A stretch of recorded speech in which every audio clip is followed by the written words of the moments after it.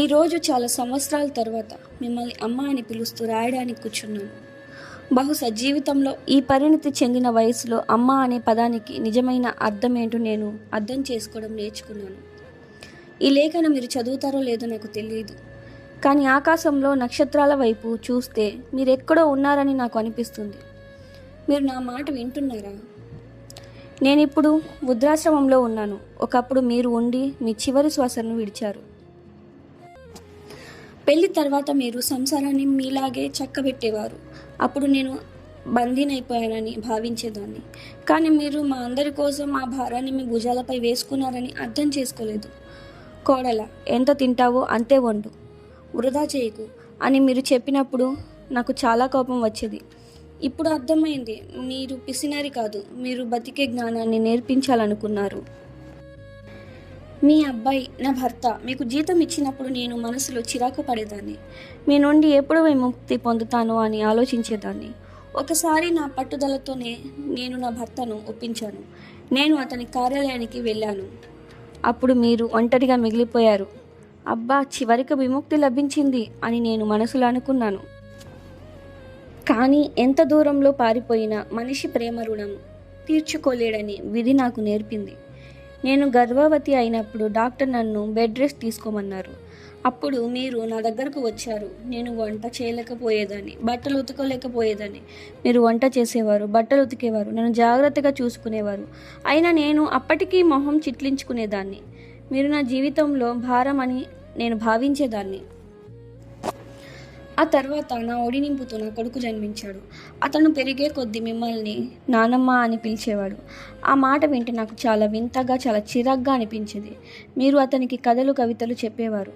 అతను తెలుగు మీడియం వెళ్ళాలనుకున్నాడు, కానీ నేను అతన్ని ఇంగ్లీష్ మీడియంలో చదివించాలనుకున్నా.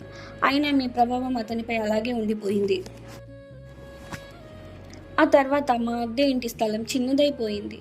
పల్లెటూరులోని ఇంటిని ఆమె పట్టణంలో సొంత ఇల్లు కట్టుకుందామని నేను ప్రతిపాదించాను. మీరు అభ్యంతరం చెప్పారు. అక్కడ మీ జ్ఞాపకాలు, మీ పుట్టింటి బంధాలు ఉన్నాయని చెప్పారు. కానీ చివరకు మిమ్మల్ని ఒప్పించాను. అలా చేసిన తర్వాతే మిమ్మల్ని వృద్ధాశ్రమానికి పంపాలని నిర్ణయించుకున్నాను. మీరు వెళ్ళిపోయినప్పుడు నాకు తేలికైనట్లు అనిపించింది. ఫోన్లో మీరు చనిపోయారని విన్నప్పుడు సరే, చిక్కు తొలగిపోయింది అని మనసులో అనుకున్నాను. ఈరోజు అనిపిస్తుంది, ఆ మాటే నా జీవితంలో గొప్ప శాపం. కాలం నా దగ్గరకు తిరిగి వచ్చింది. కొడుకు పెద్దయ్యాడు, పెళ్లి చేశాను. నా కోడలు నాకు స్నేహితురాలు అవుతుందని అనుకున్నాను.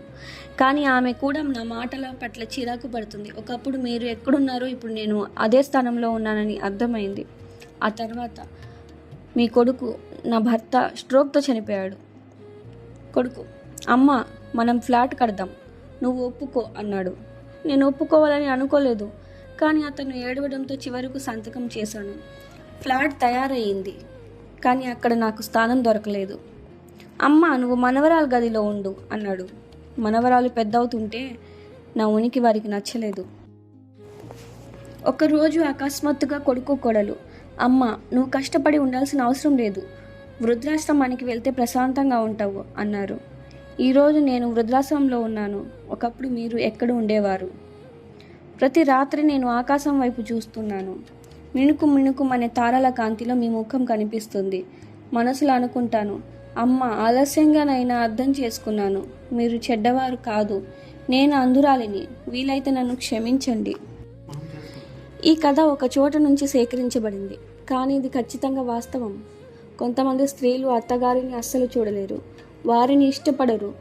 కానీ రోజులు మారేసరికి వారి తలరాత కూడా దేవుడు వాళ్ళలాగే మారుస్తాడు. అందుకే సమయం ఉన్నప్పుడే మీ అత్తమామలను గౌరవించడం నేర్చుకోండి.